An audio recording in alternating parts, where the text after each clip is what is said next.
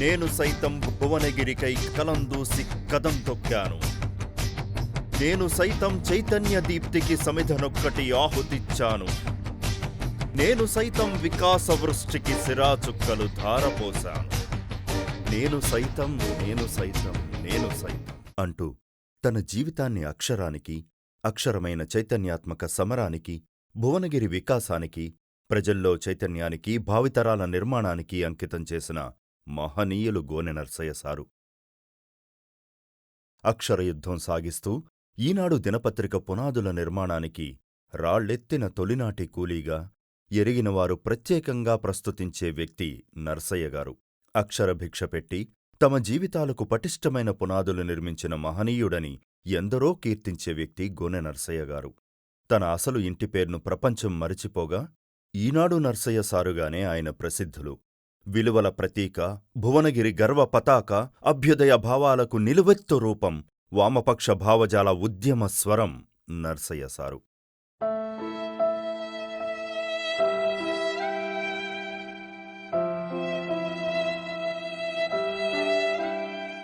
ఈనాడు Narsaiah sir కేవలం ఒక ఉపాధ్యాయుడు, ఒక పాత్రికేయుడు మాత్రమే కాదు.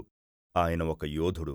సామాజిక సమస్యలను పరిమార్చే దిశగా కలమెత్తి పోరాడిన తీరుగానే ప్రభుత్వాల పరంగా ఉన్న వ్యవస్థాగత లోపాలను చక్కదిద్దడానికి గళమెత్తి పోరాడిన ధీరుడు. ఉపాధ్యాయుడిగా తన భాషాపటిమను ఎందరికో ధారపోసిన నర్సయ్య సారు పత్రికా రచయితగా తన భావ చైతన్యాన్ని యావత్ సమాజానికి ఉపయోగపడేలా అందించారు. అనల్పమైన సాహిత్య అధ్యయనం ద్వారా సముపార్జించుకున్న యావత్తు జ్ఞానాన్ని ఆయన సమాజానికే అంకితం చేశారు.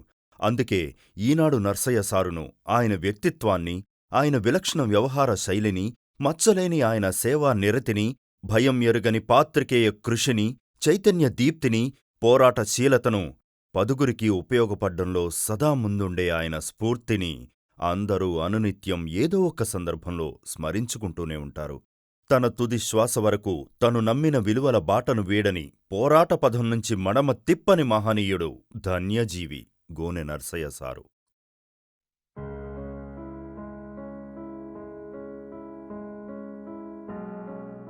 తుర్కపల్లి మండలం కొండాపురం గ్రామంలో గోనె హనుమయ్య, లక్ష్మమ్మ దంపతుల నలుగురు కొడుకుల్లో చివరివాడిగా జన్మించారు నర్సయ్య. రికార్డుల ప్రకారం ఆయన పుట్టిన తేదీ 1942 సెప్టెంబరు 12. ఆయన అన్నలు వెంకయ్య, నారాయణ, సత్తయ్య, చెల్లెలు లక్ష్మి.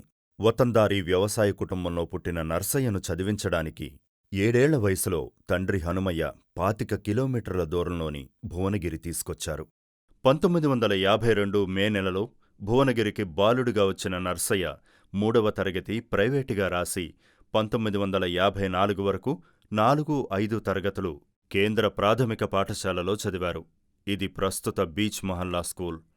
1954 నుంచి 59 వరకు భువనగిరి ప్రభుత్వ హైస్కూల్, ప్రస్తుత ప్రభుత్వ జూనియర్ కళాశాలలో నర్సయ్య చదువుకున్నారు. అలా భువనగిరితో విద్యార్థిగా మొదలైన ఆయన అనుబంధం భువనగిరి వైభవార్ధిగా కొనసాగిన ప్రస్థానంగా మారింది. తుది శ్వాస వరకు ఆయన జీవితం భువనగిరి వికాసాన్ని కాంక్షించే సత్యార్థిగానే సాగింది. 1954 నుంచి 59 వరకు భువనగిరి ప్రభుత్వ హైస్కూల్లో చదువుకున్న నర్సయ్య 1960-62లో నల్గొండలో junior grade basic teacher certificate course చేశారు. టీచర్ ట్రైనింగ్ పూర్తయిన వెంటనే భువనగిరి ప్రాథమిక పాఠశాలలో టీచర్గా చేరారు. అక్కడ పనిచేస్తూనే 1966లో హెచ్ఎస్సీ చదివారు. 1966-67లో ఖమ్మంలో సెకండరీ గ్రేడ్ టీచర్ ట్రైనింగ్ చేశారు. ఆయన జ్ఞాన తృష్ణ అక్కడితో ఆగలేదు.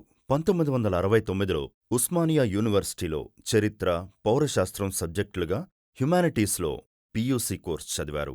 ఉద్యోగం రాగానే ఇక పై చదువులకు ఫుల్ స్టాప్ పెట్టేయకుండా జ్ఞానార్జన పట్ల ఆయన కనబరిచిన శ్రద్ధకు నిదర్శనమిది.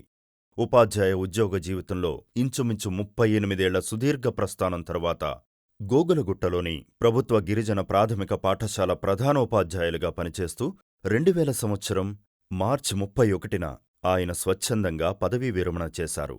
క్రమశిక్షణ, సేవానిరతి, స్ఫూర్తిదాయక బోధనలకు నిలువెత్తు చిరునామా అయిన గోనె నర్సయ్య సారు నిత్యం తెల్లటి ధోవతి లాల్చీతో తెలుగు భాషకు, తెలుగుదనానికి, స్వచ్ఛతకు, సచ్చీలతకు ప్రతిరూపంగానే జీవించారు. జనాభా లెక్కల సేకరణలో నిరుపమాన సేవలందించినందుకు గాను 1973లో రాష్ట్రపతి పతకంతో పాటు జిల్లా రాష్ట్ర స్థాయిలలో ఉత్తమ ఉపాధ్యాయుడిగా, విద్యార్థుల గుండెల్లో కొలువైన ఆదర్శమూర్తిగా ఆయన ఎన్నో సత్కారాలు అందుకున్నారు.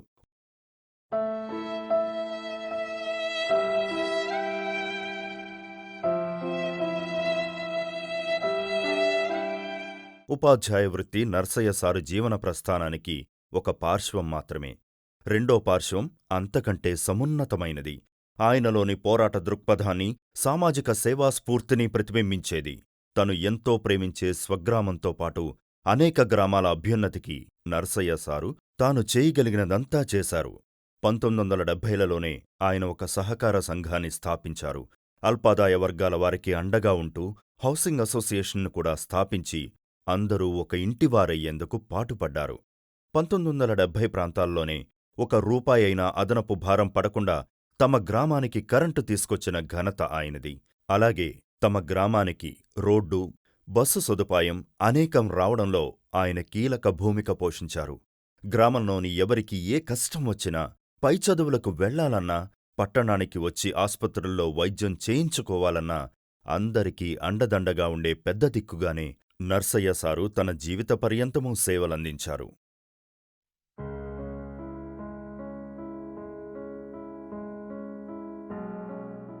ఇవన్నీ ఒకెత్తైతే పాత్రికేయుడిగా ఆయన ప్రస్థానం మరో ఎత్తు. ఈనాడు దినపత్రికకు భువనగిరిలో ఆవిర్భావ విలేకరి. పాత్రికేయ వృత్తిలో 1975 నుండి 1982 దాకా కొనసాగారు. తరువాత ఆయన పెద్ద కొడుకు వెంకట శ్రీనివాస్ ఆ వారసత్వాన్ని స్వీకరించి ఇప్పటికీ కొనసాగిస్తున్నారు. పాత్రికేయుడిగా తన పరిధిలో ప్రజలకు వచ్చే ఏ చిన్న కష్టాన్ని కూడా ఆయన విస్మరించలేదు. ఈనాడులో తను రాసిన వార్తా కథనాలతో ప్రజల గుండెల్లో చోటు సంపాదించుకున్నారు. అవినీతిపరులకు కొరకరాని కొయ్య అయ్యారు. దారి తప్పిన ప్రభుత్వ యంత్రాంగానికి రుజుమార్గం చూపించారు. పరిసర గ్రామాల ప్రజలు సాయంత్రం వేళల్లో ఆయన ఇంటికొచ్చి తమకున్న కష్టాలు చెప్పుకునేవారంటే ఆయన ఎంతగా సార్థకమైన పాత్రికేయ జీవితం గడిపారో అర్థం చేసుకోవచ్చు. భువనగిరిలో పనిచేసిన పాత్రికేయుడే అయినప్పటికీ ఉమ్మడి నల్గొండ జిల్లా వ్యాప్తంగా ఆయనకున్న పరిచయాలు అపారం. జిల్లాలోని ప్రముఖ రాజకీయ నాయకులందరూ కూడా వ్యక్తిగతంగా ఆయనను కలిసి సలహాలు తీసుకునేవారే. ప్రత్యేకించి దివంగత హోంమంత్రి ఎలిమినేటి మాధవరెడ్డి ఆయనను ఎంతో ఆదరంగా చూసుకునేవారు. ప్రతి విషయంలోనూ ఆయనతో సంప్రదించేవారు. ఈనాడు పాత్రికేయుడిగా ఉంటూనే తొలి దశలోనూ, మలిదశలోనూ కూడా తెలంగాణ ప్రత్యేక రాష్ట్ర ఉద్యమానికి ఆయన అవసరమైన మేధోసాయం అందిస్తూ వెన్నుదన్నుగా నిలిచారు.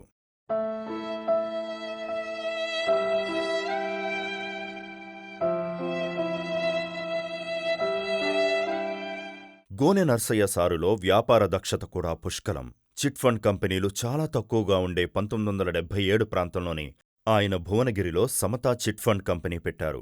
భువనగిరి వ్యాప్తంగా ప్రముఖులందరితోనూ మంచి పరిచయాలు, వ్యక్తిగత అనుబంధాలు కూడా కలిగి ఉన్న గోనె నర్సయ్య సారు తరువాతి కాలంలో సమదర్శి చిట్ ఫండ్ కంపెనీని కూడా ప్రారంభించారు. భాగస్వాములతో భేదాల వల్ల చిట్స్ వ్యాపారాన్ని మూసివేసినా తమ వినియోగదారులు ఎవ్వరికీ నష్టం రాకుండా ఎగవేతదారుల్నుంచి బకాయిలను చివరి పైసా వరకు వసూలు చేసిన, మొండికేసిన వారిని జైలుకు పంపిన పట్టుదలగల దక్షత గోనె నర్సయ్య సారుది.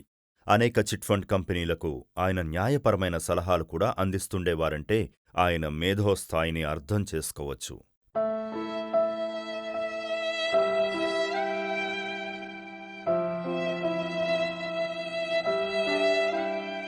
గోనె నర్సయ్య సారు జ్ఞానపిపాసి. ఆయన జ్ఞానదాహం ఎన్నటికీ తీరనిది. చదువు కోసం పల్లె వదిలి భువనగిరి పట్టణానికి వచ్చిన నర్సయ్య ఉద్యోగం వచ్చిన తర్వాత కూడా ఆ జ్ఞానతృష్ణను ఎలాగైతే కొనసాగించారో అది చివరి వరకు అలాగే ఉంది. ఆయన ఇల్లు ఓ చిన్న సైజు గ్రంథాలయంలా ఉండేది. ప్రముఖుల జీవిత చరిత్రలు, వామపక్ష భావజాలానికి సంబంధించిన సాహిత్యం, చరిత్ర, సామాజిక న్యాయ, వైద్య అంశాలకు సంబంధించిన పుస్తకాలు ఇలా అనేకం ఆయన చదివేవారు. ఎన్నడూ హైదరాబాదు వెళ్లినా 2-3 కొత్త పుస్తకాలు కొనకుండా తిరిగి వచ్చేవారు కాదు. పుస్తక ప్రదర్శనలు జరిగినా, సంచార పుస్తక విక్రయాలు జరుగుతున్నా ఆయన ప్రతిసారి కొత్త పుస్తకాలు కొంటూనే ఉండేవారు. కొన్న ప్రతి పుస్తకాన్ని పూర్తిగా చదివేవారు. చదివిన ప్రతి విషయాన్ని ఆకళింపు చేసుకునేవారు. పుస్తకాలు చదవాల్సిందిగా తాను ఎరిగిన వారందర్నీ ప్రోత్సహిస్తూనే ఉండేవారు.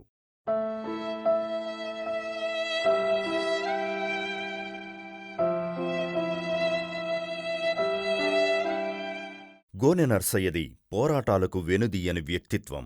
చట్టప్రకారం ఏదైతే జరగాలో అది జరిగి తీరవలసిందే. వ్యక్తిగతంగా తనను తాను క్రమశిక్షణకు, నియమబద్ధ జీవితానికి నిదర్శనంగా మలుచుకున్న గోనె నర్సయ్య తన చుట్టూ ఉన్న ప్రపంచం, ప్రభుత్వం కూడా అలాగే ఉండాలని కోరుకునేవారు. ఎక్కడ ఏ వ్యవస్థ దారి తప్పినా దానిమీద పోరాటం సాగించేవారు. పోరాటాల విషయంలో ఆయన ఎన్నడూ వెనుదీయలేదు, వెన్ను చూపలేదు.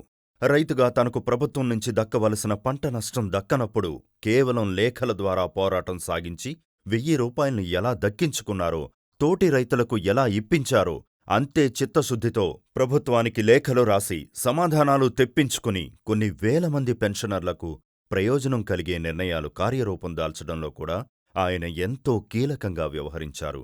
సమాచార హక్కు చట్టం అనేది ప్రజల చేతిలో పాశుపతాస్త్రం అనే నిర్వచనం ఉన్నమాట నిజమే అయితే, నరసయ్య సారు మాత్రం ఆ చట్టాన్ని ఏకంగా బ్రహ్మాస్త్రంలాగానే వాడి అనేక అరాచకాల్ని, అవ్యవస్థల్ని చక్కదిద్దారు.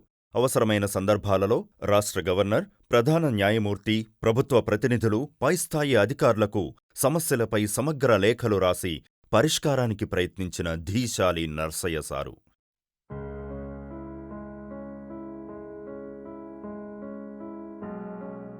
ఆయన వ్యక్తిగత జీవితం కూడా అభ్యుదయ భావాల సమన్వితం. 1962 జూన్ 7వ తేదీన ఆయన సామాన్య రైతు దంపతులైన తుర్కపల్లి వాస్తవ్యులు పడాల వెంకట నర్సయ్య, లక్ష్మిల 3వ సంతానం సరోజినిని వివాహం చేసుకున్నారు. వివాహానికి తల్లిదండ్రులు హాజరు కాలేదు. వివాహానికి తన కుటుంబ వతందారీతనం అడ్డుకాదని నిరూపించారు. గోనె నర్సయ్య గారి సతీమణి సరోజిని అచ్చమైన సహధర్మచారిణి. సరోజిని వారిది రాజకీయంగా ఉన్నత కుటుంబం. కుటుంబానిది వ్యావసాయిక నేపథ్యమే అయినప్పటికీ ఆమె అన్నయ్య దివంగత పడాల ముత్యాలు ఆలేరు సమితి కోఆప్షన్ సభ్యుడిగా ఉమ్మడి నల్గొండ జిల్లాలోనే గుర్తింపున్న కాంగ్రెస్ నాయకుల్లో ఒకరు. మరో సోదరుడు పడాల చంద్రం సుమారు 25 ఏళ్లపాటు తుర్కపల్లి పంచాయతీ సర్పంచ్గా, తుర్కపల్లి మండల ఉపాధ్యక్షుడిగా సేవలందించారు. ఆమె సోదరి బెల్లంకొండ సుభద్రా రాజమౌళి కొలనుపాకలో నివసిస్తున్నారు. గోనె నర్సయ్య, సరోజిని ఆదర్శ దంపతులు. ఆయన అభ్యుదయ ప్రస్థానానికి ఆమె కనిపించని వెన్నుముక.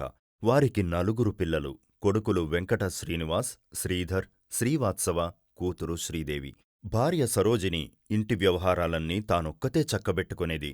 భర్త తన రోజువారీ మరియు సామాజిక కార్యక్రమాల్లో ఉండే వ్యక్తి అయినప్పటికీ పిల్లల బాగోగులన్నీ తానే చూసుకునేది. భర్తకు ఏ ఇబ్బంది తెలియనివ్వకుండానే ఇంటి వ్యవహారాలు నడుపుతూ చేదోడు వాదోడుగా ఉండేది. అరుదైన వ్యాధి ఆమెను కబళించింది.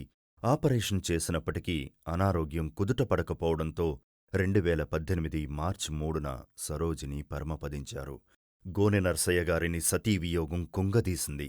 సరిగ్గా 3 సంవత్సరాల 2 నెలల తర్వాత గోనె నర్సయ్య గారు భువనగిరి మీద, తదుపరి తరాల మీద తన చెరగని శాశ్వత ముద్రను వదలి 2021 మే 3న భౌతికంగా సెలవు తీసుకున్నారు.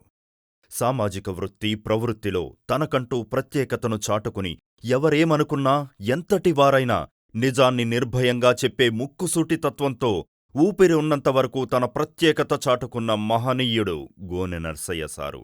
ఆయన నీడలో జీవితాలను తీర్చిదిద్దుకున్నవారు వేవేలు. ఆయన జాడల్లో జరిగిన ప్రగతిలో జీవితాలను కుదురుగా గడుపుతున్నవారు లక్షలకు లక్షలు. గోనె నర్సయ్య గారిది సార్థకమైన జీవితం, ధన్యమైన ప్రస్థానం. ఆయన ప్రతి అడుగు ప్రజాహితం, ప్రతి పని సమరశీల దృక్పథం. నేను సైతం ప్రగతి కుసుమపు సహస్రరేఖై పల్లవిస్తాను. నేను సైతం వికాస వీణకు తంత్రినై మూర్ఛనలు పోతాను. నేను సైతం భువన వైభవ బావుటానై పైకి లేస్తాను అంటూ తన ప్రస్థానాన్ని తానే నిర్వచించుకున్న గోనె నర్సయ్య సారు జీవితమే ఒక జయభేరి. ఆయన అందించిన అనన్యమైన స్ఫూర్తి భావితరాలను కూడా ఉద్దీపింపజేసే నిత్య చైతన్య ఝరి. ఆయనకిది భక్తిపూర్వక నివాళి.